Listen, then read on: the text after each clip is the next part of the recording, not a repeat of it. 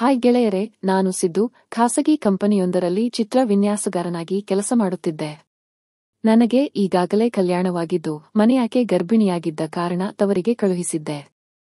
ಹೀಗೆ ಇದ್ದಾಗಲೇ ಮನೆಯಲ್ಲಿ ನಡೆದ ಒಂದು ಘಟನೆಯನ್ನು ನಾನು ನಿಮಗೆ ಹೇಳುತ್ತೇನೆ. ನನಗೆ ಮನೆಯಲ್ಲಿ ಒಬ್ಬಂಟಿಯಾಗಿ ಇದ್ದು, 1 ತಿಂಗಳಿನಿಂದ ಏನೋ ಕಳೆದುಕೊಂಡ ಹಾಗೆ ಅನಿಸುತ್ತಿತ್ತು. ಕೆಲಸ ಮುಗಿಸಿ ಮನೆಗೆ ಬಂದಾಗ, ಯಾಕೆ ಮನೆಗೆ ಬಂದೆ ಎನ್ನುವಷ್ಟು ಬೇಜಾರು ಆಗಿಬಿಡುತ್ತಿತ್ತು. ಈ ಬೇಜಾರನ್ನು ಕಳೆಯಲು ಊರೆಲ್ಲ ಸುತ್ತಾಡಿ ಲೇಟಾಗಿ ಮನೆಗೆ ಬರುತ್ತಿದ್ದೆ.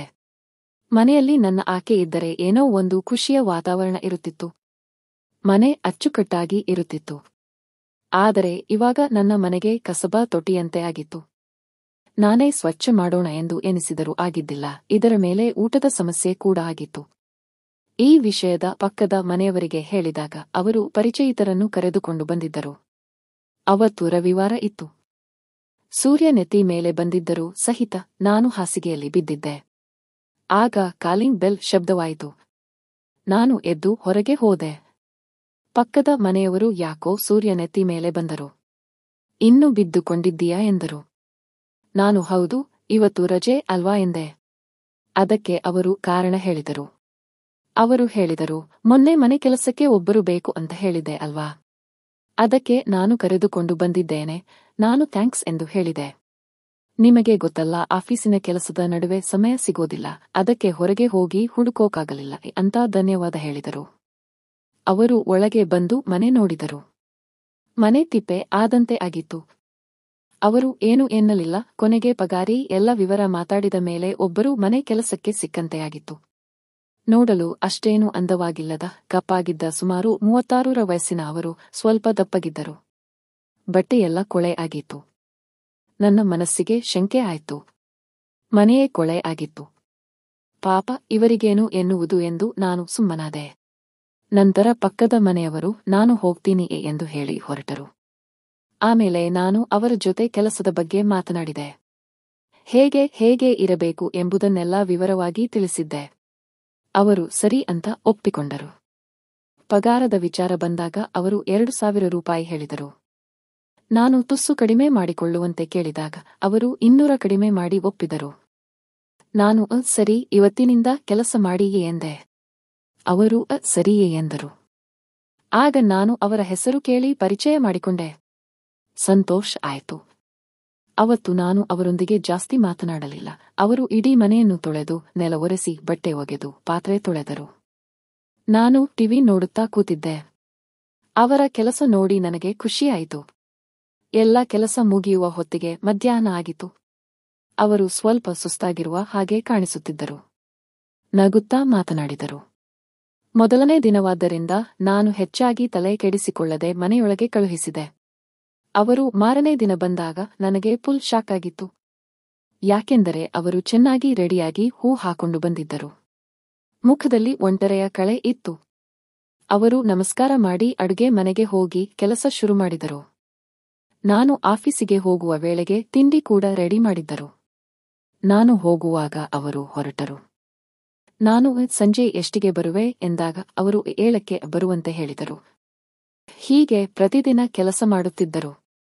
ಒಂದು ಸಲ ನಾನು ರಜೆ ಹಾಕಿ ಮನೆಯಲ್ಲಿ ಇದ್ದಾಗ ಅವರು ಚಹಾ ಕೊಡುವಾಗ ನನ್ನ ಬಳಿ ಬಂದಿದ್ದರು. ಅವರು ನನ್ನನ್ನು ನೋಡಿ ನಗುತ್ತಿದ್ದರು. ಆದರೆ ಎಲ್ಲರಿಗೂ ಆಗುವಂತದೆ ಮತ್ತೊಬ್ಬನನ್ನು ನೋಡಿ ಅವರು ಒಳಗೊಳಗೆ ನಗುತ್ತಿದ್ದದ್ದು ನನಗೆ ಗೋಚರಿಸಿತು. ನನಗೆ ಒಂಟರ ಎನಿಸಿತು. ನಾನು ಕೂಡಲೇ ಸರಿ ಮಾಡಿಕೊಂಡು ಕೂತಾಗ ಅವರು ಮುಂದೆ ಏನು ಮಾತನಾಡಿದರೋ ಎಂಬುದನ್ನು ಮುಂದಿನ ಭಾಗದಲ್ಲಿ ತಿಳಿಸುತ್ತೇನೆ.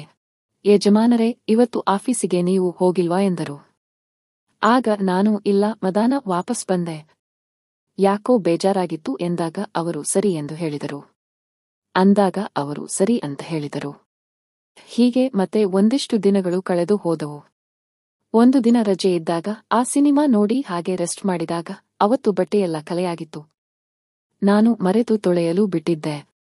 ಅವತ್ತು ಸಾಯಂಕಾಲ ಇವರು ಸುಮ್ಮನೆ ಮಾತಾಡುತ್ತಾ ಕೂತಾಗ ಅವರು ಯಜಮಾನರೇ, ನಿಮ್ಮ ಮನೆಯವರು ಯಾವಾಗ ಬರ್ತಾರೆ, ಇವಾಗ ಎಷ್ಟು ತಿಂಗಳು ಎಂದು ಕೇಳಿದರು. ನನಗೆ ಇದೇನು ಯಾವತ್ತೂ ಕೇಳ್ದೇ ಇರೋ ಪ್ರಶ್ನೆ ಕೇಳ್ತಾ ಇದ್ದಾರೆ ಎನಿಸಿ. ನಾನು ಇವಾಗ ಎಲ್ಲ ಮುಗಿಸಿ ವಾಪಸ್ ಬರೋಕೆ ಸುಮಾರು 8-10 ತಿಂಗಳು ಆಗುತ್ತೆ ಎಂದೆ. ಅವರು ನಗುತ್ತಿದ್ದರು.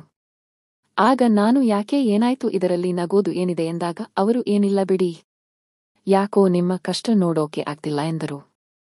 ನಿಮ್ಮನ್ನು ನೋಡಿದ್ರೆ ಪಾಪ ಅನ್ಸುತ್ತೆ ಎಂದರು. ಆಗ ನಾನು ಅದೇನು ಮಾತಾಡ್ತಾ ಇದ್ದೀಯಾ ಅಂತ ನನಗೆ ಗೊತ್ತಾಗ್ತಿಲ್ಲ ಎಂದೆ. ಅವರು ಮತ್ತೆ ಒಬ್ಬರೇ ಇರೋಕೆ ಕಷ್ಟ ಅಲ್ವಾ ಎಂದರು. ನಾನು ಅದಕ್ಕೆ ನೀನೂ ಇದ್ದೀಯಲ್ಲ, ಅದಕ್ಕೆ ಕೆಲಸ ಕೊಟ್ಟಿದ್ದು ಎಂದೆ.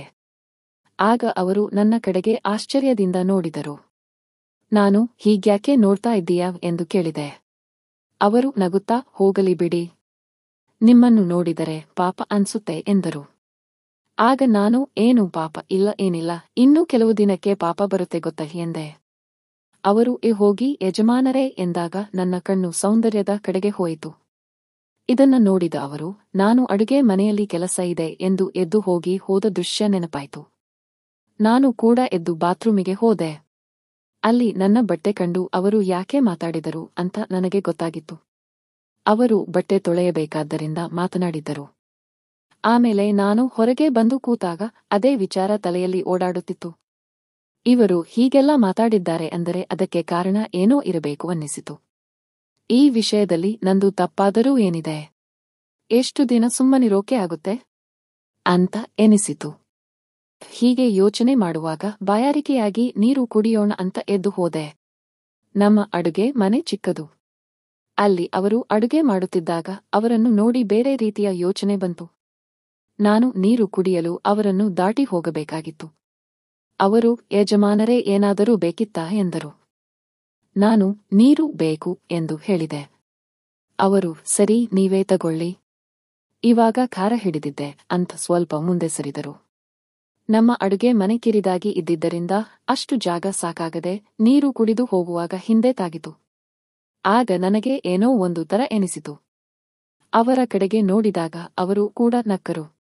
ನಾನು ಹೋಗಿ ನೀರು ಕುಡಿದು ಬರುವಾಗ ಮತ್ತೆ ತಾಗಿಸಿದಾಗ ಅವರು ಸುಮ್ಮನಿದ್ದರು. ನಾನು ಹಿಂದೆ ನೋಡದೆ ಟಿವಿ ನೋಡುತ್ತಿದ್ದೆ. ಹೀಗೆ ಟಿವಿ ನೋಡುವಾಗ ಅವರು ನನ್ನ ಕಡೆಗೆ ನೋಡುತ್ತಿದ್ದರು. ನನಗೆ ಯಾಕೋ ಭಯ ಎನಿಸಿತು. ಇವೆಲ್ಲ ಬೇಡ ಅನ್ನಿಸಿದಂತಾಯಿತು. ಟಿವಿ ನೋಡತೊಡಗಿದೆ. ಅವರು ಕೂಡ ಆಗಾಗ ನನ್ನ ನೋಡುತ್ತಿದ್ದರು. ನನಗೆ ಬೇರೆಯಾಗಿತ್ತು. ಅದೇ ಹೊತ್ತಿಗೆ ಅಡುಗೆ ಮುಗಿಸಿ ಅವರು ನೆಲ ಒರೆಸೋಕೆ ಶುರುಮಾಡಿದರು. ನನ್ನ ಗಮನವೆಲ್ಲ ಆ ಕಡೆಗೆ ಇತ್ತು. ನಾನು ನೋಡುವಾಗಲೇ ಅವರು ನನ್ನನ್ನು ನೋಡಿ ಮೆಲ್ಲಗೆ ನಕ್ಕರು. ನಾನು ಪದೇ ಪದೇ ನೋಡಿದ ಕಾರಣ ಅಷ್ಟೊತ್ತಿಗೆ ಅಲ್ಲಿ ಮತ್ತೊಬ್ಬ ಎದ್ದು ಕುಣಿಯುತ್ತಿದ್ದ. ಅವರ ಗಮನ ಆ ಕಡೆಗೆ ಹೋಗಿ ನಮ್ಮ ನಡುವೆ ಕಣ್ಣಿನ ಮೂಲಕ ಹಾಗೂ ಬೇರೆ ಬೇರೆ ರೀತಿಯಲ್ಲಿ ಮಾತುಕತೆಯಾಗಿ ಕೊನೆಗೆ ಅವತ್ತು ಅಲ್ಲಿಯೇ ಆ ಕೆಲಸ ಮಾಡಿದೆ. ಆಮೇಲೆ ಒಂದಿಷ್ಟು ದಿನ ಹೀಗೆ ಎಲ್ಲವೂ ನಡೆಯುತ್ತಲಿತ್ತು. ಆದರೆ ಇದಾದ ಮೇಲೆ ನನ್ನ ಜೀವನದಲ್ಲಿ ಬಿರುಗಾಳಿ ಎದ್ದಿತು. ಅವತ್ತು ನಾನು ಮಾಡಿದ ತಪ್ಪಿನಿಂದ ನನ್ನ ಜೀವನವೇ ಹಾಳಾಗಿ ಹೋಯಿತು. ಕೊನೆಗೆ ಅಲ್ಲಿ ಇಲ್ಲಿ ನ್ಯಾಯನೀತಿ ಅಂತ ಎಲ್ಲಾ ಕಡೆಗೆ ಅಲೆಯಬೇಕಾಗಿ ಬಂದಿತು. ಅಲ್ಲದೆ ವಿಚ್ಛೇದನವು ಆಗುವ ಹಂತದಲ್ಲಿತ್ತು. ಆದರೆ ಆಗಲಿಲ್ಲ. ಹೀಗಾಗಿ ಯಾರೂ ಕೂಡ ಹೀಗೆ ಮಾಡಬಾರದು. ಇದಕ್ಕೆ ನನ್ನ ಜೀವನವೇ ಉದಾಹರಣೆ. ಹಾಗಾಗಿ ಸಮಾಜದಲ್ಲಿ ಉನ್ನತ ನಾಗರಿಕನಾಗಿ ಸಮಾಜಕ್ಕೆ ಒಳ್ಳೆಯ ಸಂದೇಶ ನೀಡಬೇಕು. ಸ್ಫೂರ್ತಿದಾಯಕ ಬೇರೆ ಬೇರೆ ಕತೆಗಳ ಬಗ್ಗೆ ತಿಳಿಯಬೇಕು. ಇವುಗಳನ್ನು ನಾವಾಗಲಿ ಮತ್ತೊಬ್ಬರಾಗಲಿ ಗಂಭೀರವಾಗಿ ತೆಗೆದುಕೊಳ್ಳದೆ ಕೇವಲ ಕತೆಯಂತೆ ನೋಡಬೇಕು. ಇಂಥವುಗಳೆಲ್ಲ ಕಾಲ್ಪನಿಕವಾಗಿದ್ದರಿಂದ ಇವನ್ನು ಕೇವಲ ಒಂದು ಕಥೆಯಾಗಿ ಮಾತ್ರ ಕಾಣಬೇಕು. ಕೆಲವು ಕಾಲ್ಪನಿಕ ಘಟನೆಗಳನ್ನು ಸ್ಫೂರ್ತಿಯಾಗಿ ತೆಗೆದುಕೊಳ್ಳಬಾರದು. ಸಮಾಜದಲ್ಲಿ ಒಳ್ಳೆಯವರಾಗಿ ನ್ಯಾಯಯುತವಾಗಿ ಜೀವನ ನಡೆಸಬೇಕು. ನಾವು ನಮ್ಮ ಬದುಕನ್ನು ಹಸನಾಗಿಸುವ ಕತೆಗಳನ್ನು ಓದಿ ಅದರಿಂದ ಸ್ಫೂರ್ತಿಯನ್ನು ಪಡೆಯಬೇಕು. ಯಾರೂ ಕೂಡ ಗೊತ್ತಿದ್ದು ಗೊತ್ತಿಲ್ಲದೆಯೂ ಈ ತಪ್ಪುಗಳನ್ನು ಮಾಡಬಾರದು.